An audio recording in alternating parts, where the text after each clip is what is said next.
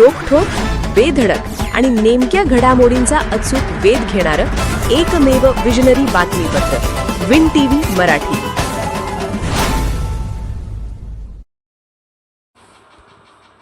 पुनाळे ते 65 वर्षाची अखंड संगीत नाट्य परंपरा का गरिबाचे रक्तपिता नाट्यप्रयोगाला उत्स्फूर्त प्रतिसाद.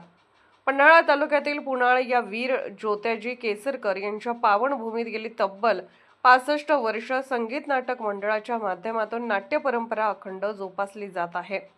यंदाच्या महाशिवरात्रीनिमित्त सादर करण्यात आलेल्या का गरिबांचे रक्तपिता या 3 अंकी नाटकाला गावासह परिसरातील नाट्यप्रेमींनी उत्स्फूर्त प्रतिसाद देत परंपरेचा सन्मान राखला.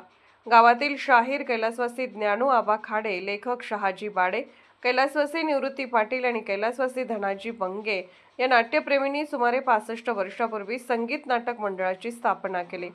महाशिवरात्रीच्या दिवशी स्थानिक कलाकारांना व्यासपीठ देत सामाजिक, ऐतिहासिक आणि प्रबोधनात्मक नाटके सादर करण्याची परंपरा त्यांनी सुरू केली आणि आजही ती तितक्याच निष्ठेने पुढे चालू आहेत. लेखक शहाजी बाडे यांनी आतापर्यंत 12 नाटके लिहिली असून त्यांच्या नाटकांचे प्रयोग विदर्भासह महाराष्ट्रातील विविध भागात झाले आहेत. नोकरी, व्यवसाय सांभाळूनही स्थानिक कलाकार वर्षातून एकदा रंगभूमीवर उभे राहून गावची सांस्कृतिक ओळख जपतात, ही बाब विशेष कौतुकास्पद ठरत आहे. यावर्षी संपत महाडिक लिखित का गरिबाचे रक्तपिता या नाटकाचे प्रभावी सादरीकरण करण्यात आले. स्थानिक 12 कलाकारांसह सिनेस्टार मोहिनी खोत यांनी प्रमुख भूमिका साकारून प्रेक्षकांची मने जिंकले. नाट्यप्रयोगाचे उद्घाटन श्रीपती पाटील, सर्जेराव ढेकणे आणि रंगराव कारंडे यांच्या हस्ते झाले. येळगुड येथील नाट्य कलाकार सचिन वाळवेकर यांचा विशेष सत्कार करण्यात आला. विशेष म्हणजे लेखक आणि दिग्दर्शकही याच गावचे आहेत. शहाजी चव्हाण आणि बाजीराव आरंडे यांच्या मार्गदर्शनाखाली आतापर्यंत अनेक सामाजिक व प्रबोधनात्मक नाटके सादर झाली आहेत. महाराष्ट्रातील नाट्य परंपरेत संगीत नाटक, तमाशा, लोकनाट्य आणि प्रायोगिक रंगभूमी अशा विविध प्रवाहातून महाराष्ट्रातील नाट्य संस्कृती बहरत गेली.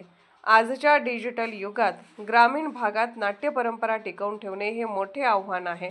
अशा परिस्थितीत पुनाळा गावातील तरुण कलाकारांनी परंपरा पुनाळची ही 65 वर्षाची नाट्य परंपरा केवळ एका गावची नव्हे तर संपूर्ण महाराष्ट्राच्या सांस्कृतिक जतनाची साक्ष आहे. गाव, कलाकार, लेखक आणि प्रेक्षक यांच्या एकत्रित प्रयत्नातून उभी राहिलेली ही परंपरा भविष्यातही अशीच फुलत राहो हीच अपेक्षा. विन टीव्ही मराठीसाठी कोतोलीहून Babasaheb Chougule. Win TV Marathi news चॅनलला लाईक करा, शेअर करा आणि सबस्क्राईब करा.